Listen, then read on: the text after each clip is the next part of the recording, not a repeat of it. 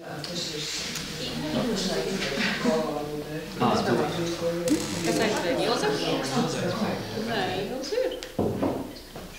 Mēs iesāksim klusuma ceļu.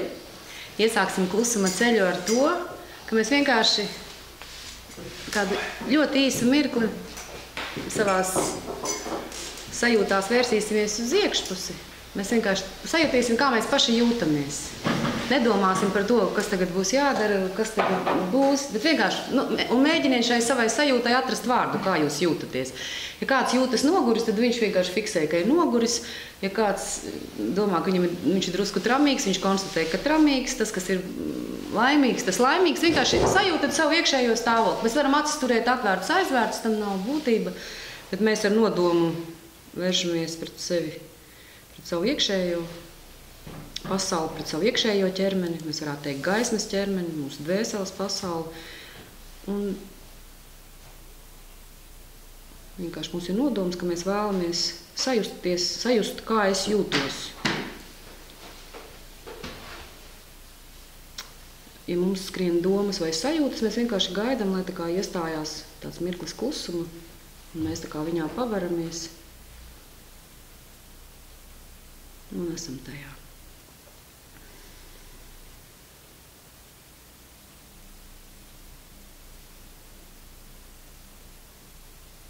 Mēs nesaspringdzinām elpu, mēs par elpošanu nedomājam. Mēs vienkārši klausamies savas iekšējās izjūtas. Mēģinam nedomāt.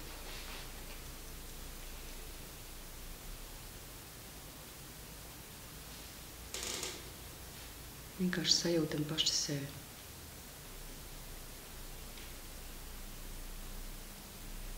Un tad mēs sākam smaidīt paši sev. Ir šis iekšējais smaids, kas arī var būt ārējs. Un ja mēs sev tā paši pasakam, ka mēs sākam smaidīt paši sev dziļāk. Ja sākumā varbūt mums lūpu kaktiņi kādam tikai nedaudz pakustās, kad ir tas iekšējais smaids, kas ir vērsts pret sevi. Viņš var neizpausties arī fiziski jūs.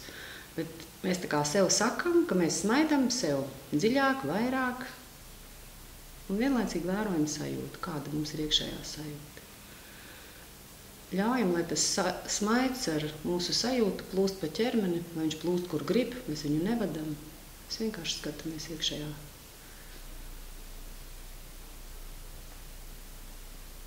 Savā pasaulē. Un iekšēji pasmaidam. Mēģināt tiešām pasmaidīt dziļāk. Ar katru mirkli mēs tā kā varam pasmaidīt drusku vieglāk, varbūt brīvāk. Un sajūtam noteikti, ka tas viss plūst pa ķermeni. Viņš nepaliek vienā vietā.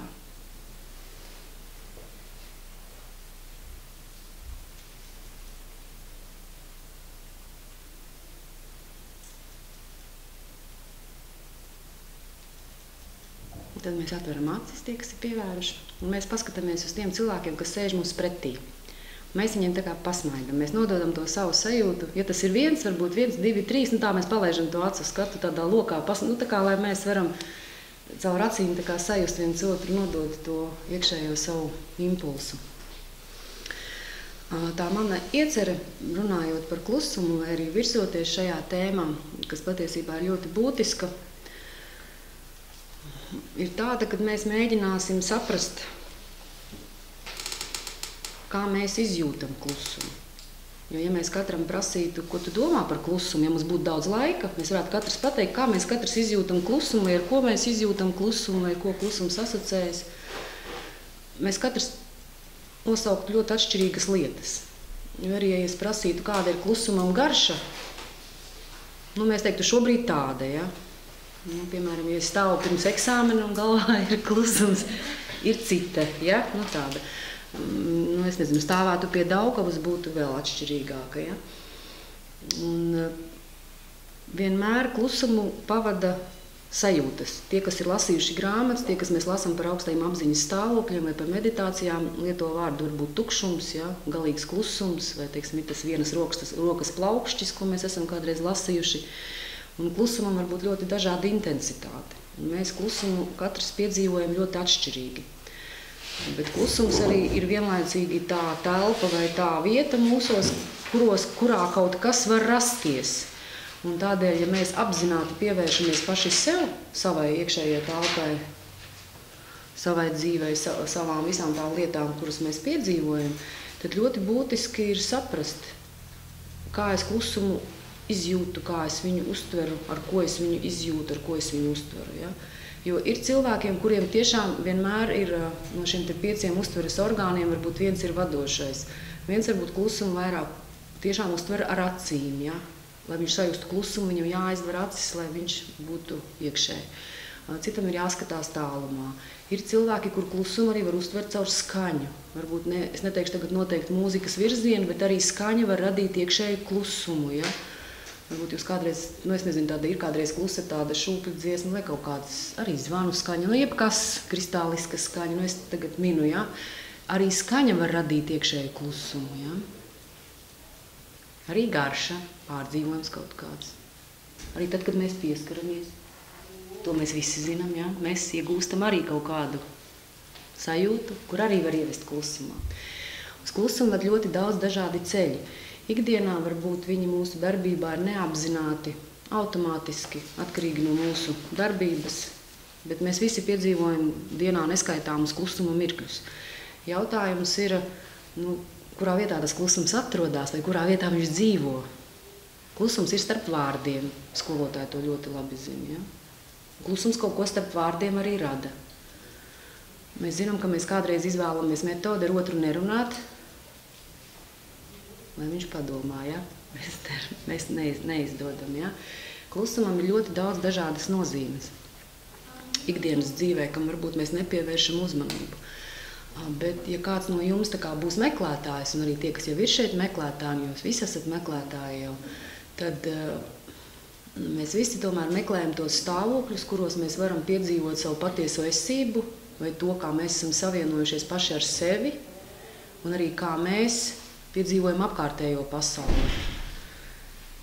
Un tad varbūt bieži lieto dažādas meditatīvas prakses vai vēl kaut ko, bet mēs neizvēlējāmies šo te vārdu meditāciju tā iemesla dēļ, kad viņš varbūt caur tādiem masu mēdījiem šobrīd Latvijā ir nedaudz devalvējies tas vārds. Mums ir meditācija, mums ir viss, ja viss iespējamais ir meditācija, un mēs nedomājam, ko tas vārds nozīmē, jo meditācijas sākotnējā nozīme ir nonākt klusumā. Visi šie neskaitāmie meditācijas metožu, instrumentu veidi ir tikai pie tā, lai mēs ieietu patiesā klusumā. Un jūs varētu katrs sev uzdot jautājumu, uz kuru arī tikai mēs katrs varam atbildēt pats, ja? Ko nozīmē man patiesas klusums? Kurš no tiem klusuma mirkļiem, es negribu tagad viņus intensificēt, kurš ir patiesāks, kurš virspusējāks, kurš dziļāks, ja? Bet ko tad saprot? Jo ļoti daudzās garīgās mācībās runā par to, ka cilvēkam jāpiedzīvo dziļš klusums, patiesas klusums. Un mēs par to varbūt arī tā nedomājam, kā mēs to varam pārdzīvot vai kā mēs to varam sajust. Bet meditācijas patiesais uzdevums ir tas, kad mēs pavadām laiku klusumā, un klusumā kaut kas piedzimst. Un tādēļ vienmēr ir, ja jums vajadzīga ir vieta un telpa iekšēji, lai jūsos rastos pārmaiņas, tad klusuma atrašana vai arī atrašanās ārējā klusumā arī vienmēr palīdzēs jums kaut ko jaunu sevī atrast un kaut ko jaunu sevī piedzīvot. Tā kā mēs šodien runāsim, es varbūt sākumā ļoti īsi izstāstīšu par sevi, lai jūs zināt, kas ar jums runā, lai ir tā iekšējā pieredze un tāda sajūta. Man pašai vienmēr šie jautājumi ir interesējuši no agras jaunības, es neteikšu no bērnības, no agras jaunības. Ja? Jo tad es, kad studēju, tad nebija tādu iespiesto grāmatu par šo tēmu, tad bija kaut kas rokrakstā un kādas lapiņas, kur varēja kaut ko izlasīt un izlasīt kādu Zentes Mauriņas esseju augstākais par to, par dažādiem apziņas stāvokļiem. Nebija tās iespējas arī to kaut kādā veidā apgūt. Bet tad, kad man radās iespēja, es 98. gadā aizbraucu uz Indiju. Un tas man bija tāds apvērsums. Es zinu, ka ir cilvēkiem ļoti dažādi nostāji par to, ka kāds kaut kur aizbrauc un tad viņš iegūst to atklāsmi. Bet katram ir savs ceļš un katram ir sava tā virzība, pēc kā viņa dvēsele tiecās. Un varbūt tur man notika tāda iekšējais, tiešām milzīgs iekšējais apvērsums par to, kad es redzēju, ka pasaulē ir ļoti daudz cilvēku, kas pēc tā tiecas, jo man likās, ka tādu nav, gan viņi uz rokas pirkstiem ir saskaitām, ka tu viņus neredzi, nejūti tajā laikā. Un tas varbūt arī dod tādu ļoti lielu atbalstu, un tādēļ man ir aicinājums, ka tiem, kam šeit ir tuvas attiecības, ja, lai kā kādreiz iesaka, ka par praksi mēs nerunājam, par saviem sasniegumiem nerunājam, bet kādreiz vajag pārunāt par tiem saviem iekšējiem stāvokļiem, kādus mēs izjūtam, ja, ko es domāju par šo stāvokļu transformāciju, jo kādreiz arī savā starpā daloties, kā es to pieredzu, tas vienkārši maina skatu punktu, jo noteikti tas, kā mēs kaut ko pieredzam, atšķirās. Arī pat, ja mums būtu laiks runāt par šo meditāciju, kuru vadīja Ojārs, ja katram būtu jāpasaka kaut kāda atslēgas vārda, viņi būtu atšķirīgi. Ja? Un ja es vēl sāktu jums prasīt, kāda jums bija tā metode, kā jūs to gaismu vērsāt, vai viņi jums bija tur, es nezinu, kā plūsma, kā kas, ja? Katrs stāstītu kaut kādas atšķirīgas lietas. Ja? Un kādreiz šī dalīšanās ne tikai nodod informāciju, bet viņa nodod arī paplašina tās mūsu iekšējās robežas. Un mana pieredze ir, ka ļoti reti notiek apziņas stāvokļu paplašināšanās caur skaļumu, caur troksni vai caur kaut kādu ļoti intensīvu fizisku darbību. Ir reizēm kaut kas, bet tad viņš vienmēr ir kopā ar klusumu.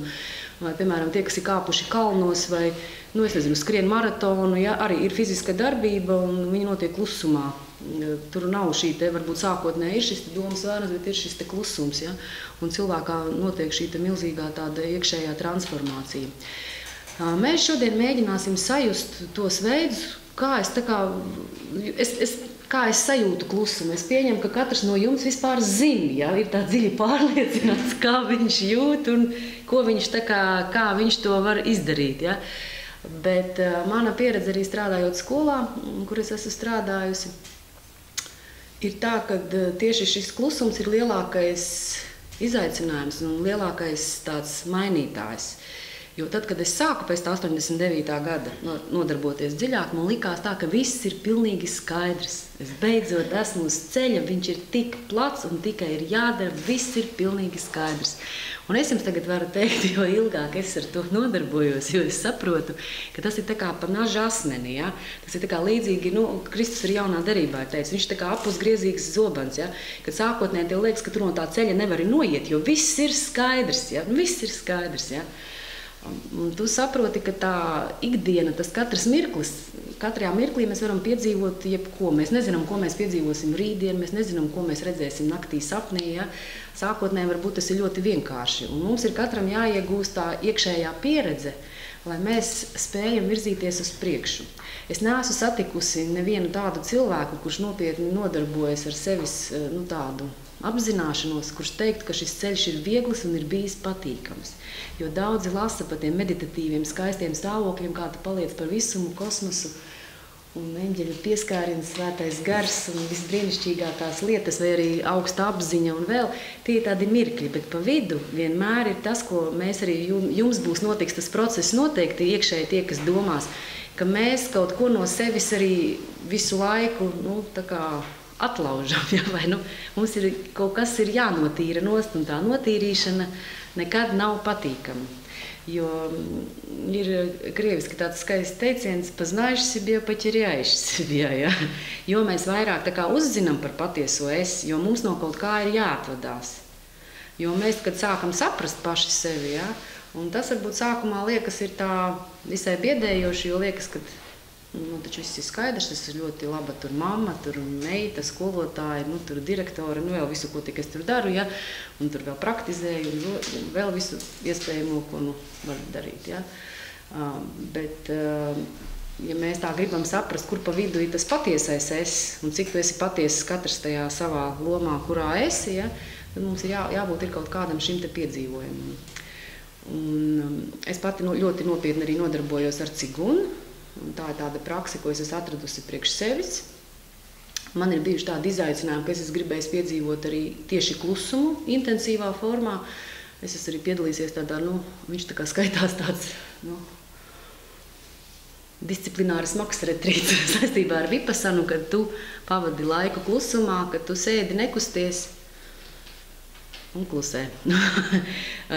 Šo te izaicinājumu es izvēlējos tā iemesla dēļ, kad es sapratu, ka ļoti bieži mēs sajūtam, ka mēs nesaprotam, kāpēc es tā domāju, kāpēc es tā jūtos. Es taču tā nedomāju vispār kopumā. Un kopumā mans gara stāvoklis ir optimistisks, priecīgs un ir kaut kādas, piemēram, tur mēnesis, varbūt, ka es pēkšņi palieku skumjš un it kā nav tā iemesla šīm skumjām, no kurienes tās skumjas un kurš ir skumjš, ja? Es taču kopumā neesmu skumja, ja? Kurš ir tas, kas domā, un, piemēram, es tagad saku, pavadīsim laiku klusumā, un viens sāk domāt, cik ilgi te būs tas, ja? Kas būs pusdienās, ja? Vai tur mājās palika kaut kāds nedarīts darbs, ja? Jūs taču esat nolēmuši sēdēt un pavadīt laiku klusumā, bet viens domā, viens kaut kur grib iet, ja? Vienam ir kaut kādas tās ilgas, un tas viss ir iekšēji mūsos, ja?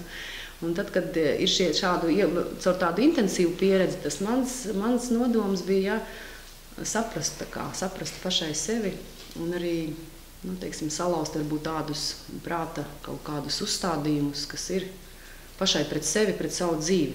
Un man tas ir bijis ļoti dziedējoši un ārstējoši. Es negribu teikt, ka vienmēr patīkami, bet noteikti dziedējoši un ārstējoši. Gan fiziski, gan garīgi, gan arī emocionāli. Un tādēļ tie, kas ir tādos meklējuma ceļos, es noteikti jums novēlu, lai jums rodas, es negribu teikt, ka kaut kāda noteikta tur garīga mācība vai vēl, bet lai jums rodas iekšējā prakse, iekšējā lieta, kuru jūs darat, ja? Vai tas ir vienalga caur zīmēšanu, tur rokdarbiem, caur vēl kaut ko, lai ir bez tādiem hobijiem, kuros jūs ejat varbūt ļoti dziļi, kuros jūs varat izjust to procesu, varat izjust to pašu darbību, ja? Bet kur arī rada jūsu šo iekšējo klusumu. Kā jūs domājat, kas ir klusuma lielākais spogulis cilvēka ķermenī? Vai jārs neatbild vispār, es tev aizlieksim runāt, lai pārējie runā sākumā. Kādas jums ir domas? Versijas? Acis. Vēl kādas versijas? Acis. Acis ir vislielākais. Un mēs tūlīt pamēģināsim tādu vingrinājumu. Mēs izdarīsim tādu vingrinājumu. Kā lūdzu? Es domāju, ausis. Ausis arī, jā. Ausis arī. Mēs izpildīsim vingrinājumu tādu. Mēs šeit esam, mēs tā kā sanākam mēs pa pāriem, vai ne? Bet man ir doma tāda, ka mēs varētu piecelties. Jums rokām jābūt brīvām, jums jāraksta nekas nebūs. Piecelties. Mēs varētu piecelties, un tas nozīmē tā, ka, piemēram, tas, kas būs, es būšu pirmais, jūs otrais. Kas jums tur sanāk? Pirmā. Otrais. Mēs vienkārši saskaitīsimies. Otrais. Jūs zināt. Pirmā. Pirmais. Otrais. Trešais. Otrais. Tā, pirmie paiet solīt uz priekšu. Maziņu solīt uz priekšu. Tad viņi apgriežās rītī. Un tad katram priekšā jānostājas otrajam ir. Nē, ja tur uz to pusi bija tā. Uz šo pusi. Tā. Vai jau varēja vienkārši pagriezties pa kreisi? Nē, mums kāds, nesanāk pāri jums? Kam nav pāri? Man nav pāri. Jūs nāk, labi. Es nepiedalīšos, es skatīšos. Ir? Es aiziešu pie jums, lai nepāris. Tā, un tagad ir vienkārši brīnišķīgs uzdevums. Tiem, kam ir brilles, tie brilles noņems, pacels uz augšu. Tomēr tie aizsars vietli, ko kādā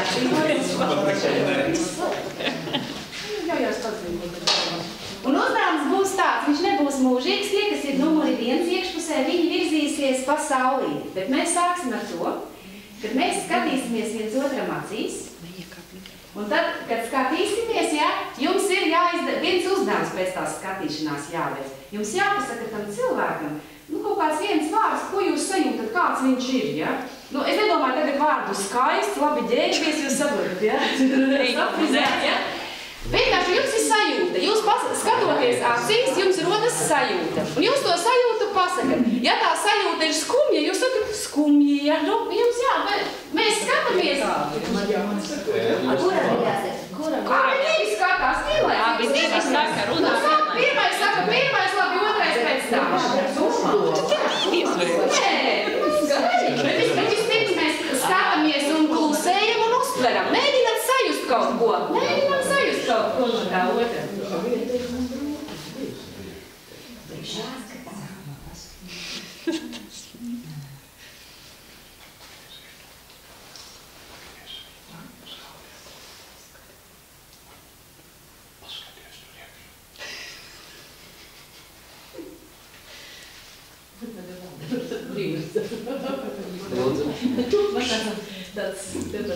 Tāda sajūta, ka tas kundam brīdis. Tas vārds bija skaļi, jā? Jā, jūs viņam otram sākat, nu varat čukstēt, ja gribat.